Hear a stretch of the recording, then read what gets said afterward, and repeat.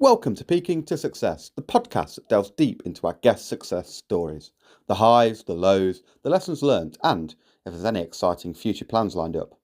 Talking about future plans, Peaking into Success is proudly supported by Peak Wills and Estate Planning. We're here to support you with any future planning. Long gone are the times of solicitors in suits and ties and dark rooms and outdated practices. We are proud to offer a fresh and dynamic approach to the stuffy old world of wills, changing the way we talk about what happens when we die. But that's enough talk about death on a podcast introduction. It's time to pass you over to Peaking into Success host, Mr. Adam Kahn. Whose success are we peeking into this episode, Adam? Thanks, Sam. Today we've got on a man that was originally born and bred in the Midlands and went over to America to pursue a footballing career. He has now gone into coaching and is assistant coach of Inter Miami. We have on Darren Powell. Hi Darren, how are we today? I'm doing well. How are you doing? Yeah, I'm doing really well, thank you. I bet the weather where you are is a lot better than where I am currently. I'm sure the temperature's a little bit higher. It's a little bit cloudy today, but there's a nice little breeze on the palm trees for sure. But yeah, the weather's beautiful here. Very fortunate.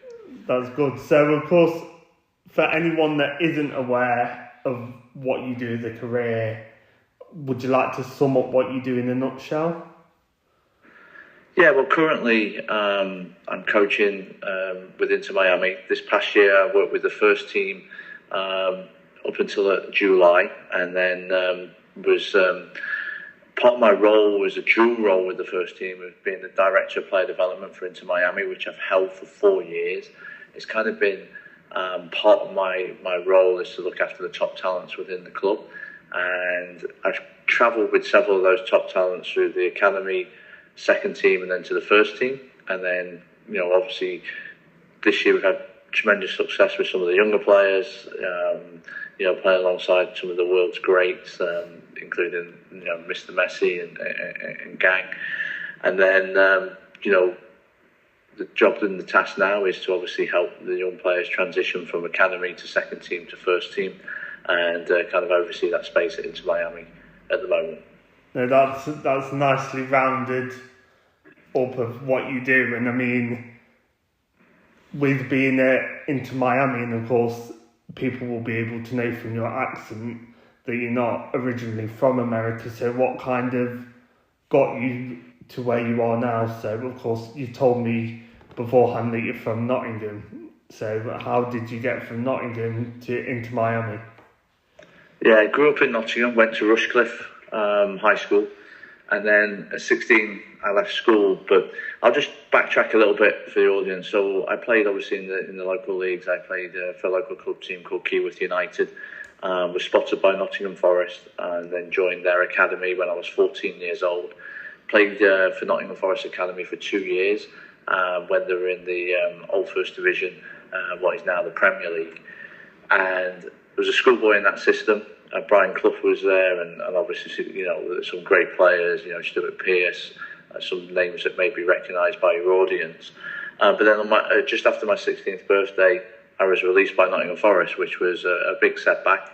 And, that was my dream. It was to represent my hometown team, Nottingham Forest, obviously in the highest league possible. But then at 16, that came crashing down. I wasn't offered an apprenticeship or YTS, what it was called at that time. Then I went around on a few trials and ended up at Notts County. Notts County offered me a YT, and we managed to beat Forest, I think, every time we played in my 2 years at Notts in the youth league and in the youth tournaments there.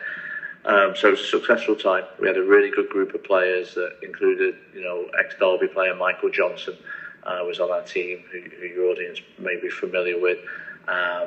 James Walker played at West Ham, and several others that were in our group. Paul Cox, players that went on to have good careers in England.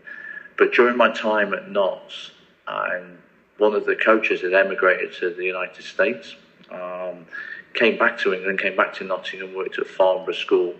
But at that time, he moved to America to a university in North Carolina, Greensboro, and he asked me to join him there as a player.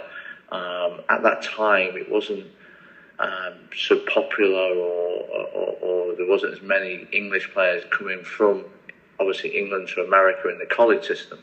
The college system at that time was pretty much the highest level in the States because there was no professional league. So the level had some really, really good players that went on to become US internationals.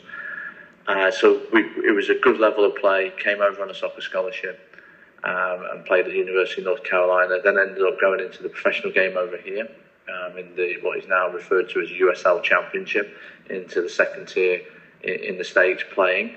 While I was continuing to play, as well as my degree that I'd earned at college, I also started my coaching education. I started coaching within the youth game, from U11, U12s, U13s, players like that.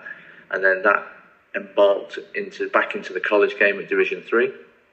Coached at Greensboro College, then back to my old school, UNC Greensboro, as an assistant coach. And then, was fortunate to get Elon University, who at the time were, in the bottom 10% of Division 1 teams. And then, by the time I left, 10 years later, we're in the top 20%. So that was a really big growth of the school, and that was both on the field and academically, with our students doing really well to graduate with their degrees.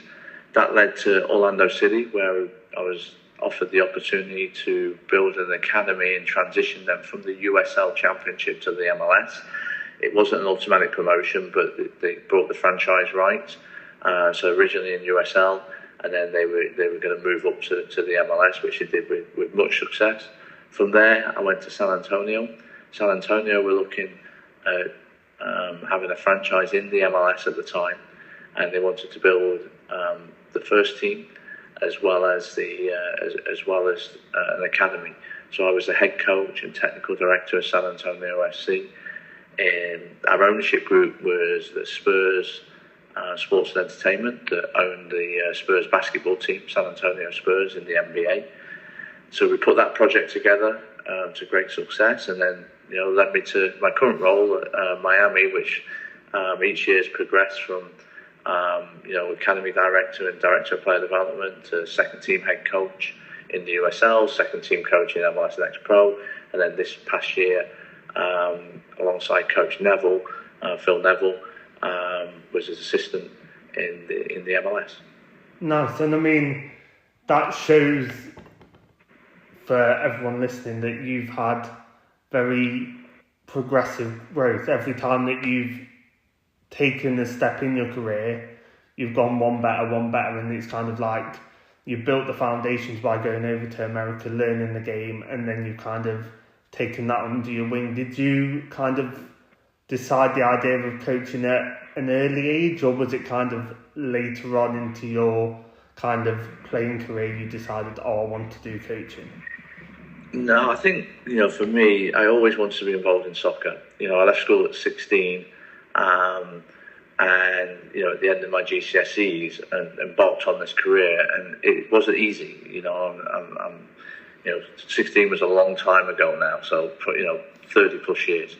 But, I love soccer. That was my passion. And, whether I was, involved with it at any level, at any time, is always, for me, I've always enjoyed being a player, obviously being in that locker room, and then even as a coach, enjoy working with players. So I think it's just growing the game. In America, when I came, I was coming to, combine my studies and play, high-level soccer at the same time for 4 years, and my plan was always to return to England and try and, play again. But got afforded the opportunity to play professionally over here, but then also start my coaching journey. So for me, I think I came to that realisation that there was opportunity in this country to grow a sport, to help players on pathways, to guide players on pathways, and that became a passion, and that's kind of been the lifelong journey, has been in soccer. And I joke all the time, like, maybe when I grow up I'll know what I really want to do. But for now it's just working with players on the grass and helping them get better and helping them try and achieve the dreams, because you do get setbacks along the way, and I've had setbacks as a player, as a coach, but you deal with those, and you have to believe that that in your journey and own your journey and do the best you can, and hopefully you get those rewards. And I've certainly just really grateful for the opportunities I've been given, and also, you know, for the people I've met along the way. I've met some amazing people along the way, and that as well, I'm very grateful, and that's why I love the sport, passionate about it. And it's one of those things that can connect people all around the world, is our game that we love so much. And I think that's the realisation I have. So I've never really done a day's work since I left at 16, but here I am many years later, and still trying to work as hard as possible with as many players as possible. No, it's nice, and I mean, it comes across with how you talk that you're very passionate around the sport.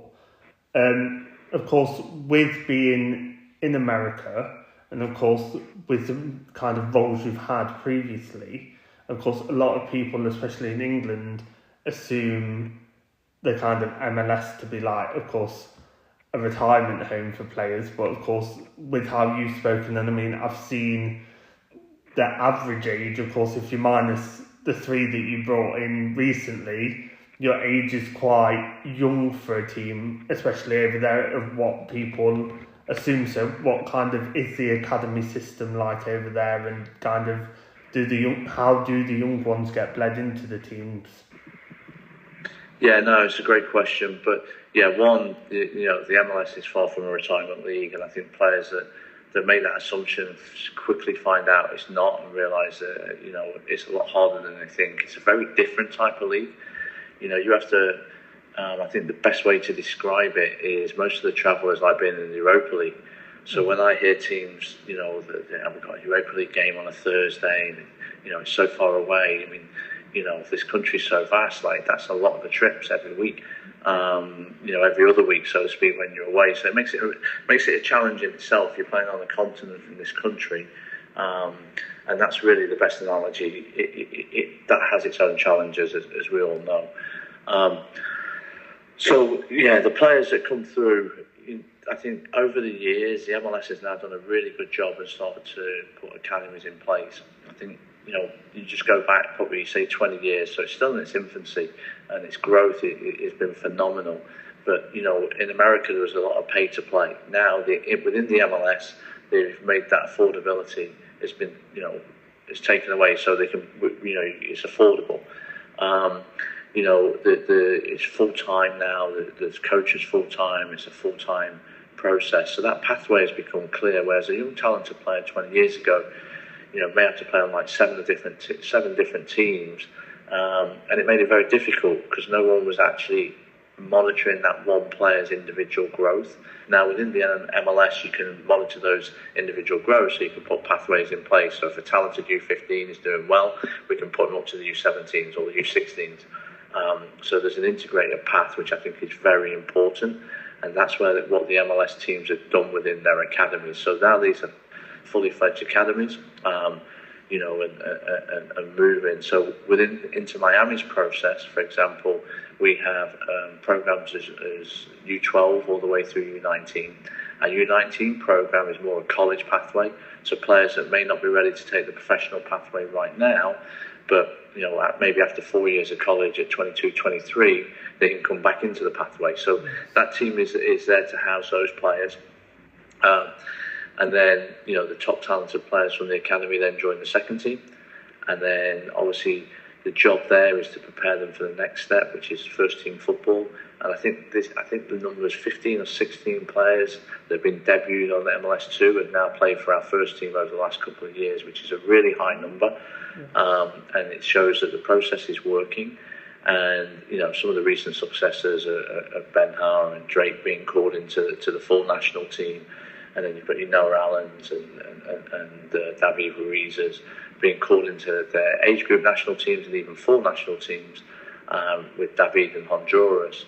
It's been a really good process, and it's clean. It's not taking talented players to go and play for the high school and then the Olympic development team. It's just a clean process now where each team is integrated, and the players certainly can do really well. Nice. And I mean, it's very set up then, like the English game now with the academy, kind of having everything in the club, which is seems to be nice and a good model that, of course, it shows that Inter Miami that there's clear ways people can go off and get qualifications and come back. So that's nice to show that kind of the club is supporting and potentially for life after football as well as preparing them for the game. Do you feel like, of course, we've not really touched on, of course, Messi, Busquets and Jordi Alba, but of course, how do you feel their influence has been on the team and what their effect has had, especially for the younger players that you've had coming up? Yeah, I mean, I've only observed from afar more recently of those, but when you talk to some of the youngsters as well, they've been amazing. You know, you look at the quality of play that you see on the field, but the quality of individuals off the field has been amazing to see. Like, you know, Messi, the day after he scored the free kick on his first goal, he's the first one in the training ground doing his bits to make sure he's ready for the next game. And I think things that go unspoken and nobody said anything, but the young players see that. It's not by accident. You know, he's the best player in the world and maybe the best player ever to play the game, in my opinion, he is. You know, so you see him coming in early and before to take care of all his bits. I think is massive, and the way they talk to the players and the way they help the players and help them make decisions on the ball and influence them where to run and how to run and talking to them has been amazing. So, you know, if you're a young player and you're able to be in that environment and see that on a daily basis and play alongside those players on a daily basis, you know, your knowledge and that influence of what you're going to learn is just going to get super accelerated. And, you know, when you play with the best, it's going to bring the best out of you. And I think that's certainly what those three have brought to Inter Miami in a short space of time. No, perfect. We'll kind of steer away from Inter Miami and come back onto you now. So, of course, you've had many roles over the kind of tenure that you've been around the soccer game. What would you see as your biggest achievement or your career high?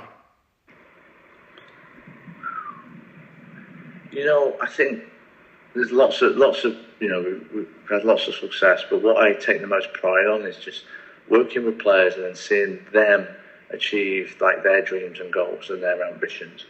So when you look at players and you know, see them be successful on their next step, that's what I take the most pride in. You know, even when I was coaching in Greensboro, North Carolina, and at Elon University, UNC Greensboro, to see those guys go on and make their next step in their journey, I think it is massive.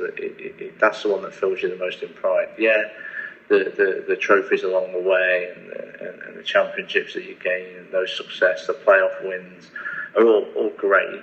But I think ultimately the prize is just seeing players go on and, you know, be successful in their own lives on the next journey within soccer, or either becoming coaches or lawyers or whatever field they choose in. It's just that network of players you coach, I think is probably what I take the most pride in, and continue to enjoy seeing the success. I mean, most recently the boys at Inter Miami are playing in the first team, and even making the national teams. It is amazing. It fills you with a lot of pride and a lot of joy, and it's not just, you know, you see these players do that and you just know you're a part of that journey.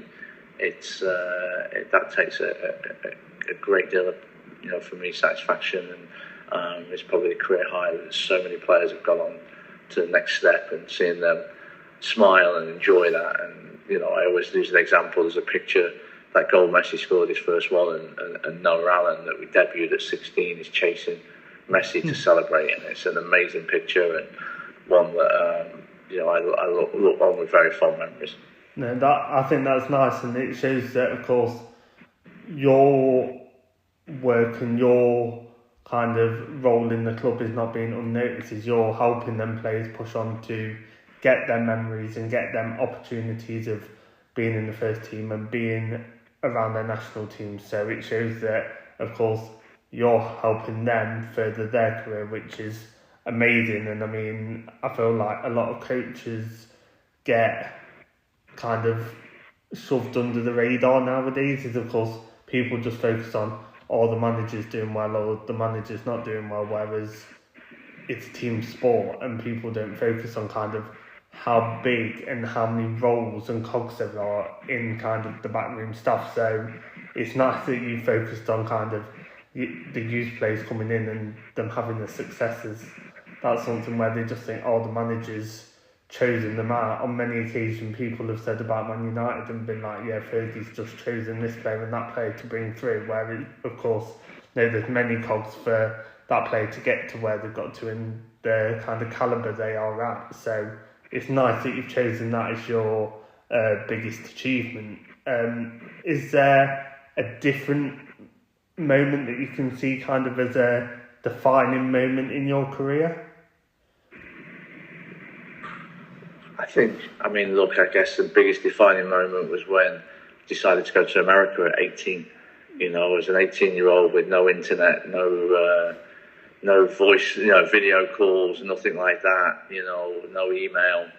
It was a big decision, and I just left with 2 suitcases and left all my family, which I was super close with my family, my parents, my brother, and just embarked on this journey. So, I could have easily, at times it's hard, you're away from home and you get homesick and so on and so forth. And the easiest thing to do would be then to return, to return home, but and give up on it. But you go through it, and I would say that's probably the biggest defining moment, because had I not been here, I wouldn't have met my wife, I wouldn't have met my children, and so and they're obviously these are the most important parts of life, is your family, and so that sliding door moment could have easily have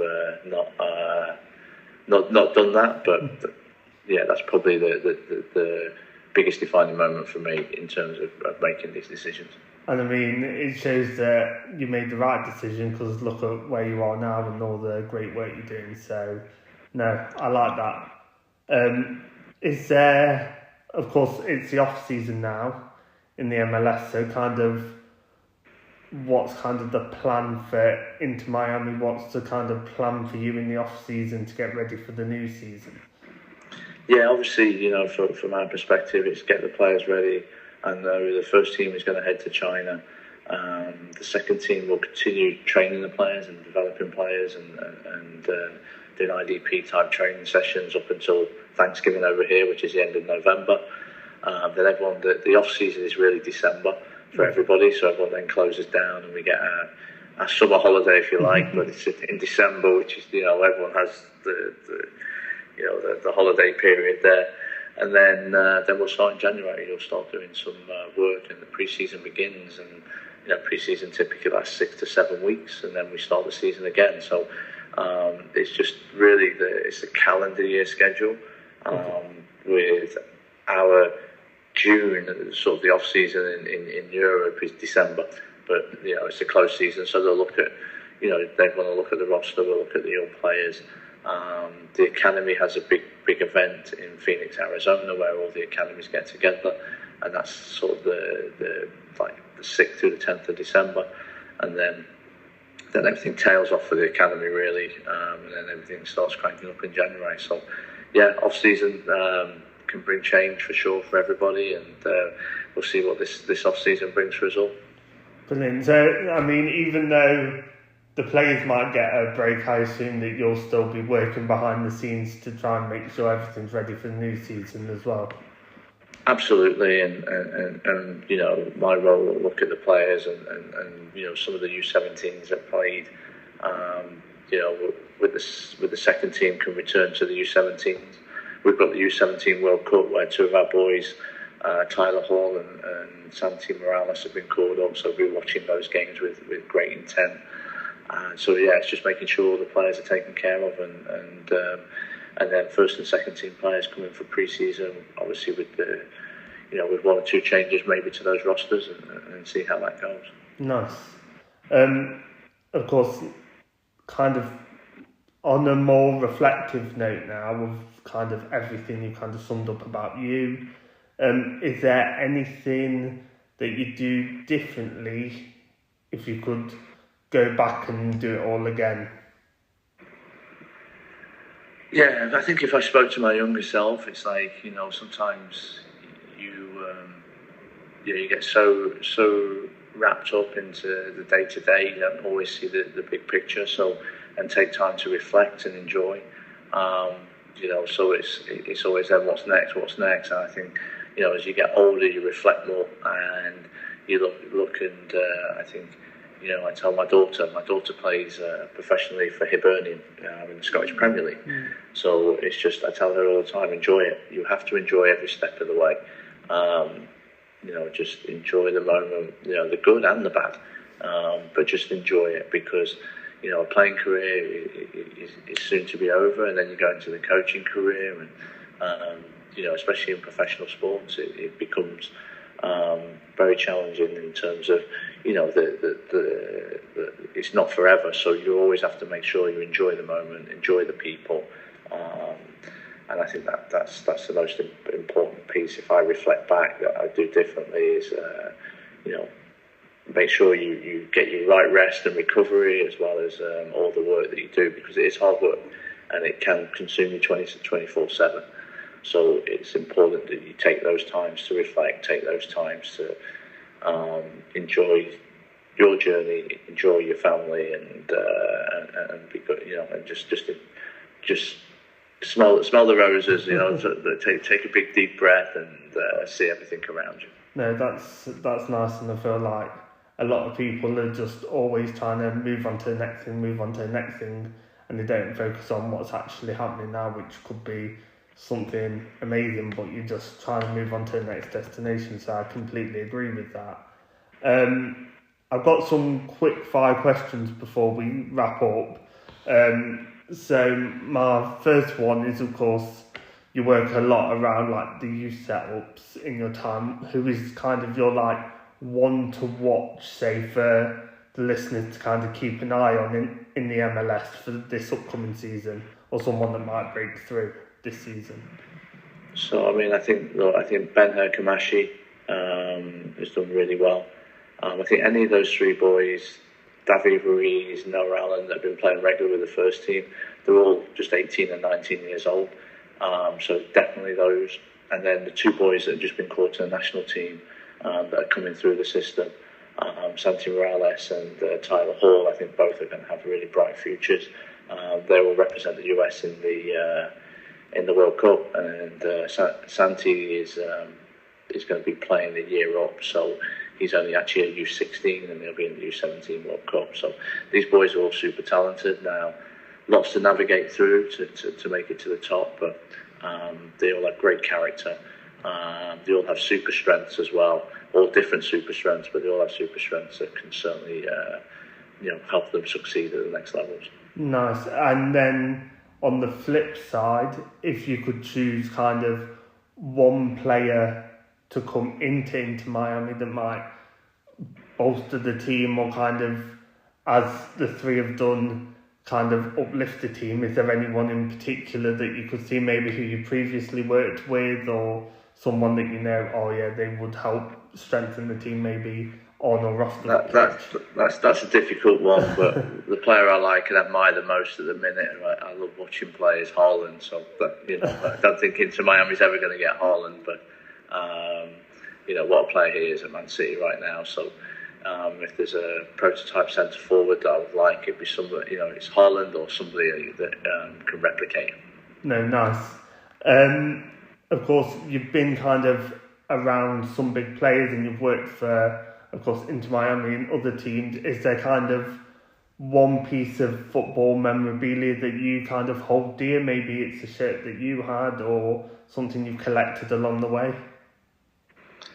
This is going to, again, for me, don't keep much memorabilia. I mean, to meet David Beckham and to work alongside Phil Neville has been amazing. And obviously I do have, I don't take selfies, but I do have one with Messi, because he's amazing. We played Argentina last year, and he took individual pictures at the end of the game with everybody, which was amazing and gracious at his time. But we played Argentina before they went to the World Cup with Inter Miami's second team, which was an amazing experience. And seeing those players close up, I remember saying to the players after the game, you probably played the team that's potentially going to win the World Cup, and then lo and behold, they did. But amazing watching that group, so that I hold that dear. So those pictures, when you see those pictures from the game that we have internally, is great. So I hold that. But then, my two children play, so I hold that dear. Anything that they do, and my son scoring on his first college goal a couple of weeks ago against my former team was great. And then I keep hold of my daughter's jerseys from my college, Nottingham Forest, and now I've got a Hibernian jersey as well. So I frame those. Nice. That's everything. So thank you for your time. I know you're a busy man, and of course the time difference is not the easiest to try and make this work. But no, thank you for your time, and thank you for coming on. And thank you, and I wish all your listeners on their own journeys all the very best, and yourself. And if you need anything moving forward, just don't hesitate to reach out. No, perfect. Thank you very much. Thank you. Want to know what's happening within Derby's black community? Or perhaps you have a story of your own to share? Then look no further than Majatu, your one-stop source for local African and Caribbean news. With our digital news platform and quarterly print magazine, keep up to date on all of the latest in arts, entertainment, food, sports and more. Find us online at mojatu.com. Thank you for listening to another episode of Peeking into Success podcast. If you've enjoyed what you've listened to today and would like to listen to more, go and check out the previous episodes on our channels, and make sure you follow the page as well to keep up to date with the new exciting episodes that we've got upcoming for the rest of the year.